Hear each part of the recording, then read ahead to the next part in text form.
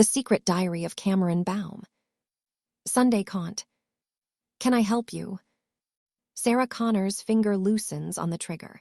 The voice belongs to one of the hikers I passed in the parking lot who has suddenly appeared on the dune trail. The pistol is slipped beneath the belt of her jeans and covered by the folds of her shirt before she turns to reply. We're fine. Sure, I'm pre-med. If there's an injury, I could. I said we're fine. Now get lost, Doogie Howser. The hiker shakes his head and walks away, muttering under his breath something about dykes. Possibly he is of Dutch origin, although I don't detect an accent. I sit up carefully, ready to disarm Sarah Connor if necessary. There are other hikers preparing to use this trail. If you destroy me, you will have to dispose of my body. I am heavier than I look. You won't be able to manage on your own. If someone sees you, the police will be summoned. Begging for your life. I never thought I'd see the day. I am not begging, merely stating the facts. John would not want me destroyed. Don't tell me what he wants. I'm his mother. And you are acting irrationally. If I am destroyed, he still has Cameron subprime. Nothing will have changed greatly. You mean that other you? I thought she was buried in the desert. She is. John knows the coordinates. And she is me, albeit with a year less memories. So she wouldn't recognize Mia. No. Sarah Connor is silent, pondering. Would Cameron subprime behave differently with Mia than I do? And would Mia notice and raise awkward questions? I believe she would. And so evidently does Sarah Connor. She motions for me to stand up. As I do so, my cell phone rings. Is it John? Yes. Give it to me. I hand over the cell phone. You press the green button, I add helpfully. I know how a cell phone works. She puts it to her ear. No, it's me. Your little bloodhound's fine. What? Why would I call Frank? That's ridiculous. He knows where Mia goes to school. I'm okay, not just yet, when I'm good and ready. Well, you'll just have to trust me. You want to talk to her. She hands me the cell. I'm going to take a walk. Don't follow me again. You got lucky this time. You okay? John's voice, familiar and concerned. I have sand in my pants, I admit. Come home. And your mother. Let her be. We'll just have to trust her. I return to the parking lot. Before I attempt the drive home, there is something I must urgently attend to first. A task I label. Sand, the removal of. I take off my boots, jeans, and undergarments and give them a rigorous shake. Then I brush any errant grains from my lower body. The last of the surfers stares at me open-mouthed. Odd. Surely he must have seen sand before. Nice wax, he says. For a moment, I am unsure what he is referring to. Of course, surfers use wax to increase traction on their boards. Nice wax, I agree convivially. It gets slippery when wet. He stares at me open-mouthed again. You might fall in and drown, I add. No response. Obviously, I am dealing with a retarded person.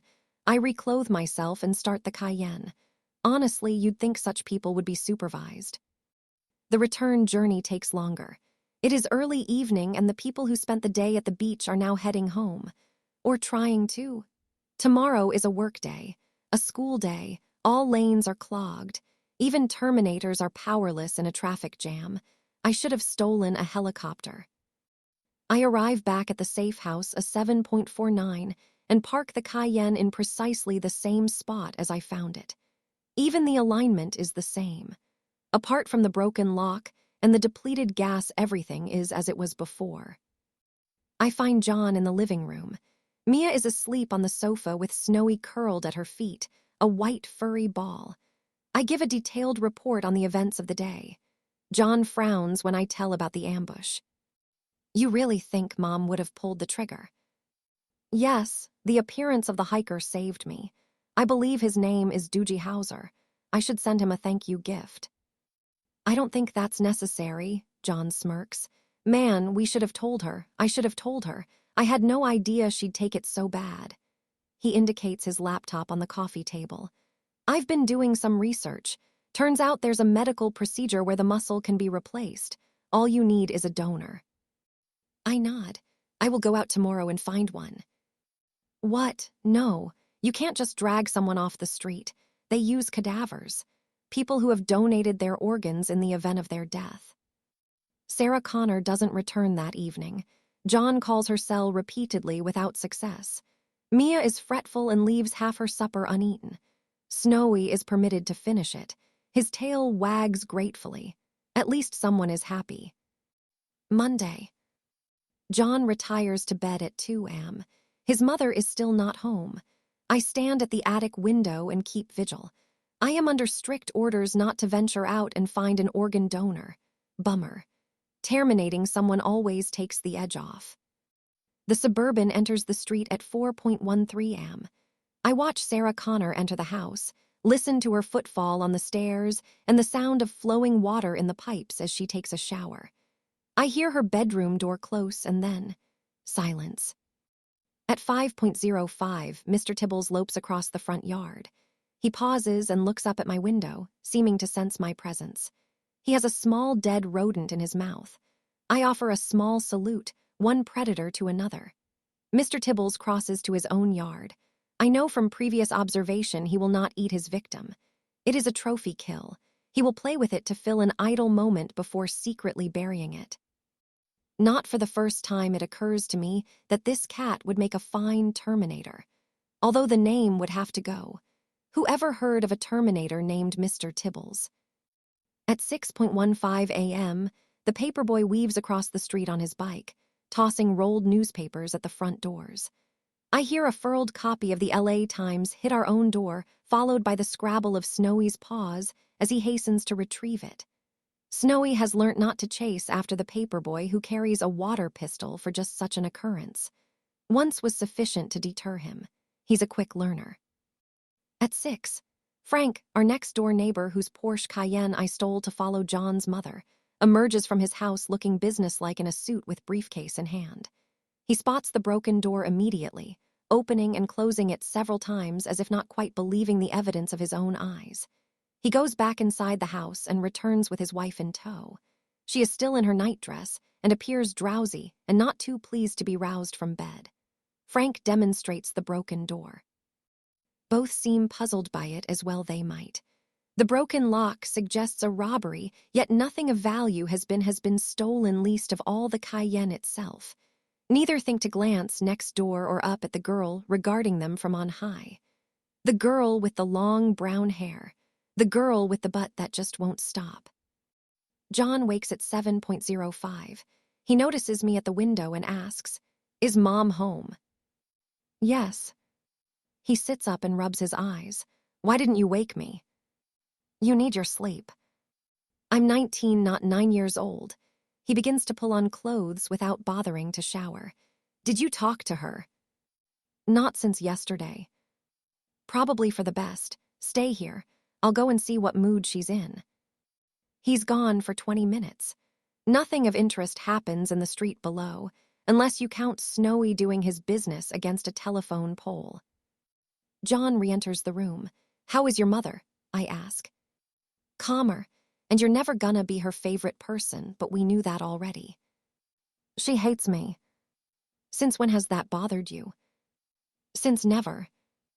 I told her about the operation and going through the proper channels. And, well, she didn't tell me to shove it, so that's something. I think we need to let her get there in her own time. Did I do the right thing? You saved Mom's life. That always gets my vote. Mia is delighted Sarah Connor is back, though she tries her best to act unconcerned. The giveaway is her not needing to be prompted to gather her books together for school or sneaking tidbits to Snowy under the breakfast table. She also saves her questions for the drive to school, for which I draw the short straw. "What happened to Sarah yesterday?" she asks before we have even left the street. "She has personal issues." "Where'd she go?" "Zuma Beach." "What's at Zuma Beach?" "Her past." "Huh, what's that mean?" "It's a people thing." "And what's that mean?" When no answer is forthcoming, she tries a different tack. "How'd she kick the ball so far?" For this, I have a prepared answer suggested by John. The soccer ball was overinflated, and if you catch it just right, T can travel long distances. And it was a windy day, remember. Mia furrows her brow. Was it? Yes, it caught the breeze and flew a long way. How come Sarah blamed you? She doesn't like me. Because you're John's girlfriend. Yes. Mia nods, accepting my lies at face value, although it is hardly a lie since Sarah Connor does indeed dislike me intensely. Megan's sister is dating a biker. Her mom doesn't like him either. Because he's a biker. That's hi. Mia falls silent, staring out at the passing houses, the neatly clipped lawns of the Lowe's Angels suburbanites who live here. The sun shines out of a clear blue sky. It's going to be another hot one.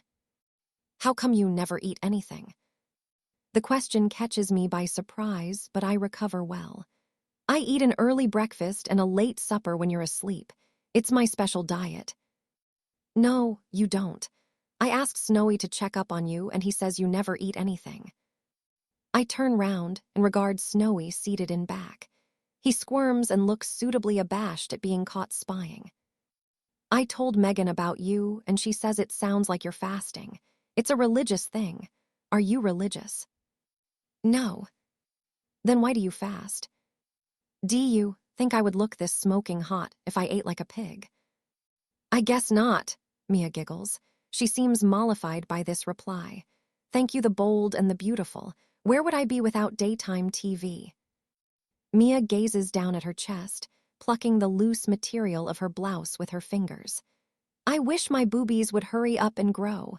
Megan already has her first bra. She says you can't get a boyfriend without boobies.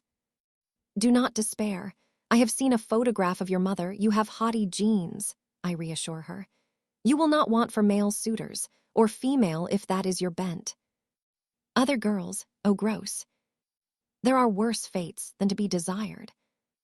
We arrive at the school, and I join a line of other vehicles driven by parents dropping off their children. The school run is a daily occurrence. There's Emma Van Buren. Look at her with her snooty nose in the air. The person Mia is referring to is a slim blonde girl with a pile of school books under one arm. Far from having her nose in the air, it is tilted downwards as she studies the screen of a cell phone. Some impulse makes me give a short burst on the horn. The sudden loud noise startles the Van Buren girl into dropping her books. That was so funny, Mia laughs. Too bad it's not raining, her books would be all wet. Alas, even a Terminator cannot control the weather. The Van Buren girl collects up her books and looks around for the source of the noise. You little bitch, you made her do that on purpose. Oh yeah, try and prove it, Enema. It's Emma, and if my books are ruined, I'm telling the principal on you. Seguirsus, libros por el kilo. Speak American, you dirty refugee. Why una piña? A pineapple. Oh my, that would be a challenge.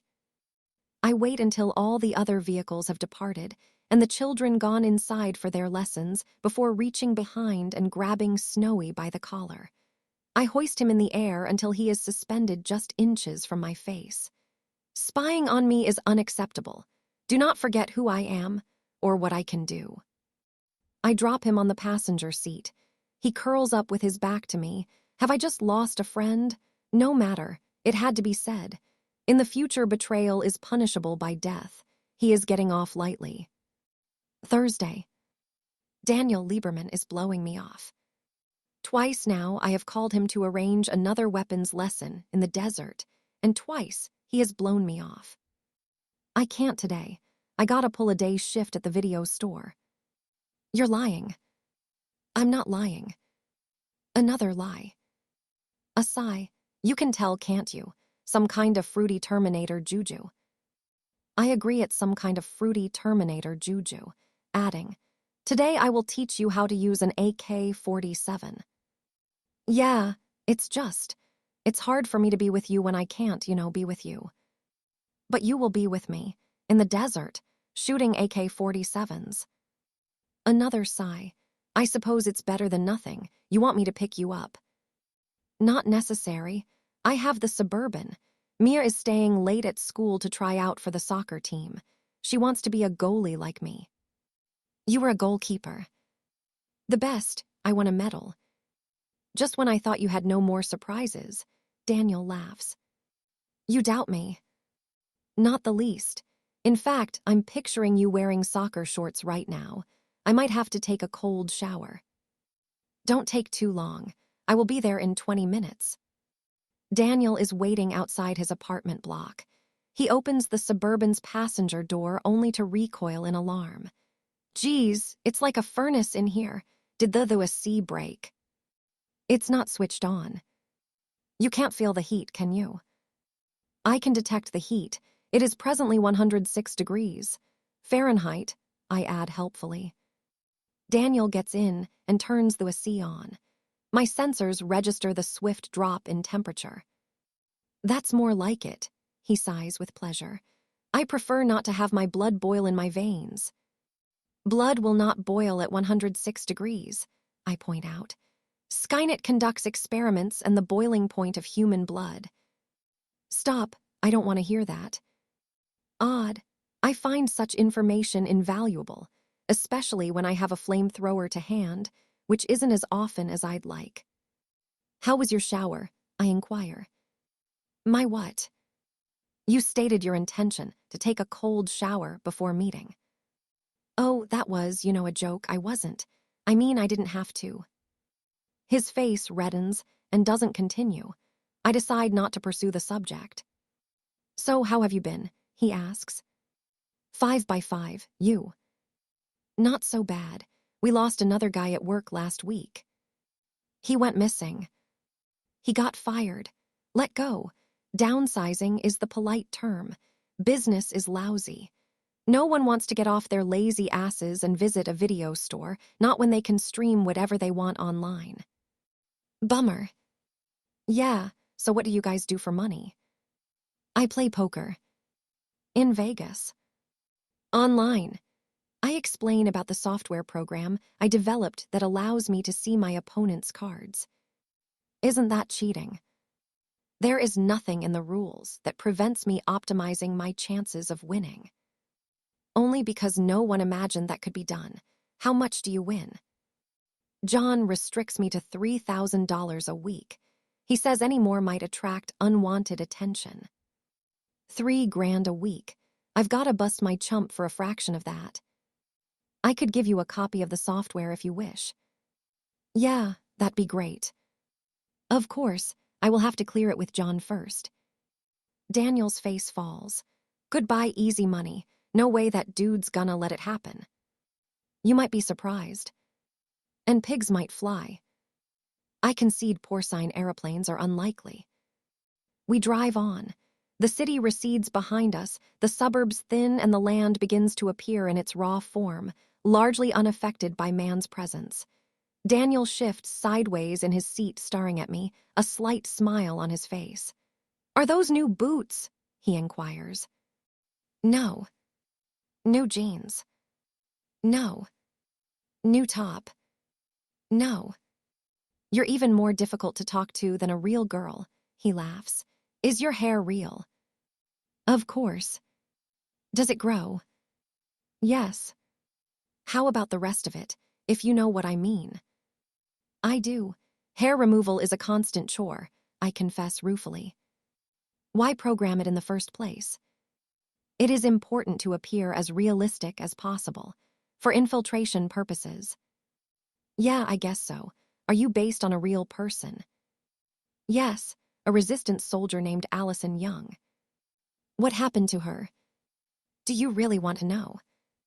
I'm asking, aren't I? I thought you might be making tiny talk for the sake of it.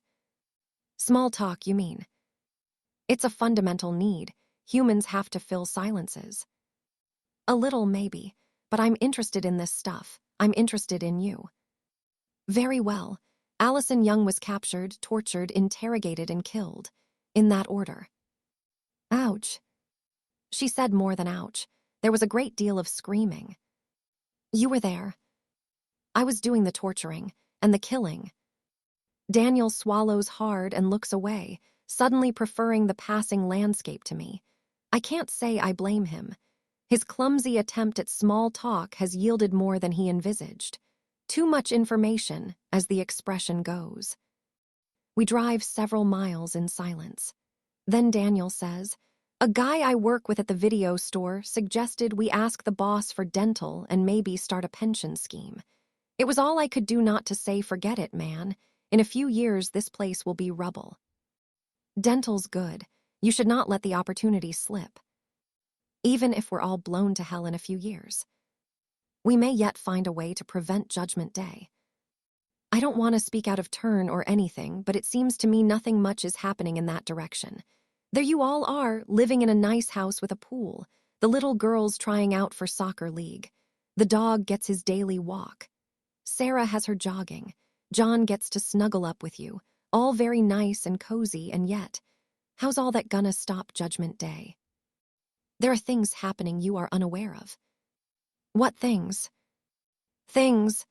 John has instructed me not to mention our search for Reuben Creed or the reasons for it. It would merely complicate matters. You know, with this knowledge, I have it sometimes all I can do not to run out in the street and start yelling, "We're all gonna die," at the top of my voice. I strongly advise against it. It would probably violate a zoning ordinance. We arrive in the desert. I pull off the highway and park well away from prying eyes. Daniel opens the trunk and is surprised to find it empty. "I thought you said you'd bring AK-47s. I did. I show him the hidden compartment where the weapons reside. "Oh man, real secret agent stuff. You're James Bond." "I prefer pussy galore." "Don't we all?" Daniel laughs. "You are a fan of pussy." No reply. He is laughing too hard. Odd.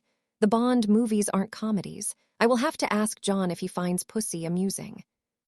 I prepare to unload the weapons when something attracts my attention. Above us, the sky is a delicate shade of blue with not a cloud in sight. This perfect bowl is marred only by a faint contrail high in the stratosphere. A vapor trail running north to east. A passenger jet bound for Lax. A military aircraft on maneuvers. I utilize my zoom facility. A red alert lights up my HUD. "Get in the car," I order Daniel. "Huh." "Get in the car, we're leaving." "But we only just got here." "And now we're leaving." "Cameron, what is it?